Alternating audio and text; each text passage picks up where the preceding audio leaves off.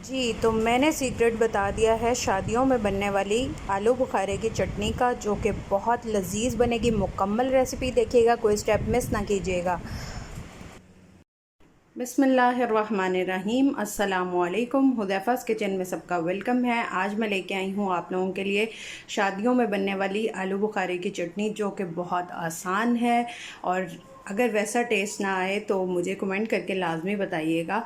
ये प्रॉपर शादियों वाली रेसिपी है। चलिए फटाफट से रेसिपी की तरफ चलते हैं।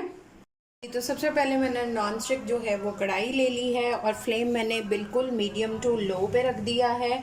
और 3 कप जो है वो हम लेंगे पानी, सादा पानी। बिस्मिल्लाहिर्रहमानिर्रहीम।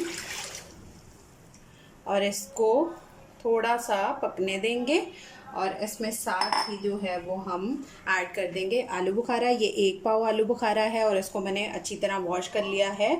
बिस्मिल्लाह।